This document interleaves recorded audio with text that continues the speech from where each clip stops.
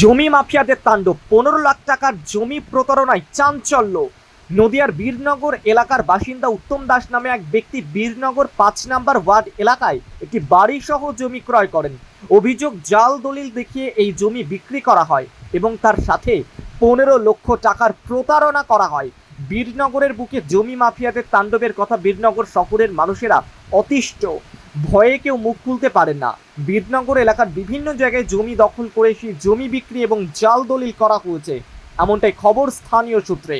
এই দুর্নীতিতে রাজনৈতিক প্রভাবশালী ব্যক্তি সহ পৌরসভার কাউন্সিলর, বিভিন্ন জমি মাফিয়া ও মস্তানরা যুক্ত আছে বলেই স্থানীয়দের দাবি। কাগজপত্র দেখায়, সেই কাগজপত্রতেই আমাকে দলিল সম্পূর্ণ দেখে রেডি করে আমার হাতে তুলে দেয়, কিন্তু এরা সেই দলিল অনুযায়ী রেজিস্ট্রি করেনি, সেটা আমার জানা নেই। এবং যারা বিক্রি করেছে তাদের মধ্যে একজন পেনশন মামলা করে সুবীর বিশ্বাস নামে, কিন্তু সুবীর বিশ্বাস এই দলিল চক্রে, মানে যারা এই দালাল চক্র আছে, জমি মাফিয়া বা জমি বেচা কেনা করে, মাফিয়াই বলবো তাদের, তাদের সাথে যুক্ত ছিল। তারাই পেনশন করে। যখন আমার কোর্ট থেকে কাগজ আসে তখন দেখি যে আমার নামে এই জমিটার পেনশন করা আছে, তখন দেখছি ওই দলিলের সাথে আমার যে হাতে দলিল দিয়েছে মিল নেই। তখন আমি এটা নিয়ে সবার কাছে যাই, সবাই একই কথা বলে, যা করেছি বেশ করেছি, যা খুশি কর।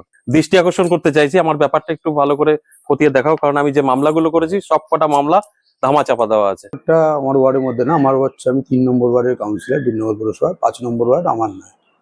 দ্বিতীয়, বীরনগর শহরে আমি কোনো জমি ব্যবসা বা জমির এই ধরনের কোনো ক্রিয়াকর্মের সঙ্গে যুক্ত থাকি না। সকলেই জানেন আমি একজন শিক্ষক, আমি শিক্ষকতা করি। জমি সংক্রান্ত, জমি কেনা বেচা ইত্যাদি সংক্রান্ত বিষয়ে আমার কোনো আগ্রহও নেই বা এই বিষয়ে আমি কিছু জানিও না। রাজ্য সরকার পরিবর্তন হওয়ার সঙ্গে সঙ্গে সাধারণ মানুষ দুর্নীতির বিরুদ্ধে প্রতিবাদ করা শিখেছে, মুখ খুলতে শিখেছে।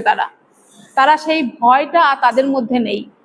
রাজ্যের বিভিন্ন জায়গায় জমি মাফিয়া, নানান রকম দুর্নীতি চারিদিকে ছড়িয়ে পড়েছে। সেই রকম বীরনগরের আনাচে কানাচে জাল দলিল দেখিয়ে জমি বিক্রি, অন্যের জমি দখল করা, এইগুলো বীরনগরে চারিদিকে ছড়িয়ে পড়েছে। সেই রকমই একটা ঘটনা 5 নম্বরে ঘটেছে, যে জাল দলিল দেখিয়ে জমি বিক্রি। এটা আমাদের কানে এসছে।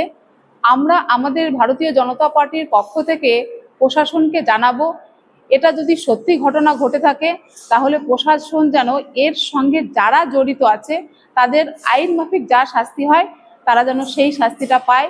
এটা আমরা ভারতীয় জনতা পার্টির পক্ষ থেকে প্রশাসনের কাছে অনুরোধ করব। সরকার পরিবর্তনের পর একের পর এক দুর্নীতির বিরুদ্ধে অভিযোগ, সাধারণ মানুষ পুলিশ প্রশাসনের উপর আস্থা রাখছেন। স্থানীয় সূত্রের বিভিন্ন নাম উঠে আসছে।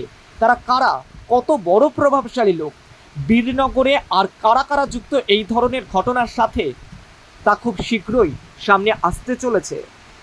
সব খবরের আপডেট পেতে ফলো করুন টাইমলেস নিউজ।